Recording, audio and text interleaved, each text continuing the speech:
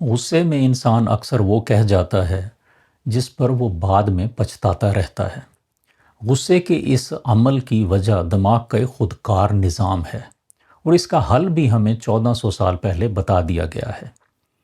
جب کوئی بات ہمیں بھڑکاتی ہے تو دماغ کا حصہ امیگڈلا، جسے دماغ کا الارم بھی کہتے ہیں، پلک جھپکنے سے بھی پہلے رد عمل دیتا ہے، اس سے پہلے کہ دماغ کے سوچنے سمجھنے اور غور کرنے والے حصے حرکت میں آئیں۔ ماہرین اس خودکار عمل کو امیگڈلا ہائی جیک کہتے ہیں، یعنی چند لمحوں کے لیے جذباتی دماغ عقل والے دماغ پر قابو پا لیتا ہے، اسے ہائی جیک کر لیتا ہے۔ اور یہی وجہ ہے کہ ہم غصے میں وہ کچھ کر گزرتے ہیں جو ہم سکون میں کبھی نہ کرتے۔ جدید سائنس اس مسئلے کا جو حل بتاتی ہے وہ صرف ایک ہے، وہ یہ کہ دماغ کو تھوڑا سا وقفہ دیا جائے، رد عمل کو چند لمحوں کے لیے زبردستی روکا جائے تاکہ جذبات کا طوفان تھمے اور عقل والا دماغ دوبارہ کنٹرول سنبھال لے۔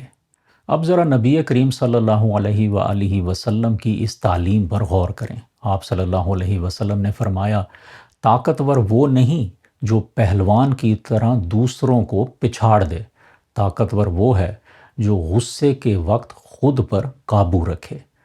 اور پھر رد عمل میں وقفے کے عملی نسخے دیے۔ شیطان سے اللہ کی پناہ مانگو، خاموش ہو جاؤ اور اپنی حالت بدلو۔ فرمایا کہ جب تم میں سے کسی کو غصہ آئے اور وہ کھڑا ہو تو بیٹھ جائے، اور اگر پھر بھی غصہ نہ جائے تو لیٹ جائے۔ اب دیکھیں کہ اس میں کتنی حکمت ہے۔ کھڑے سے بیٹھنا اور بیٹھنے سے لیٹنا یہ محض جسم کی حرکت نہیں، یہ دراصل عمل میں ایک وقفہ ڈالنا ہے۔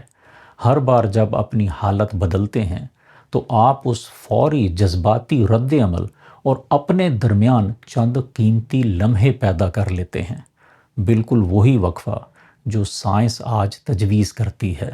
اور یہی اس سنت کا اعجاز ہے۔ اس سنت پر اگرچہ عمل تو صدیوں سے ہوتا آیا ہے، مگر اس کے پیچھے چھپی دماغی حکمت کہ یہ حرکت دراصل امیگڈلا ہائی جیک کو توڑنے کا ایک وقفہ ہے، اس حکمت کا واضح سائنسی علم ہمارے اسی دور میں سامنے آیا ہے۔ تو اگلی بار اگر کبھی غصہ بھڑکے تو خود کو فوری رد عمل دینے سے دانستہ روک لیں، اعوذ باللہ کہیں، خاموش ہو جائیں اور بیٹھ جائیں۔ یہی چھوٹا سا وقفہ اکثر آپ کی سب سے بڑی طاقت ثابت ہوتا ہے اور مستقبل کے پچھتاوے سے بچاتا ہے۔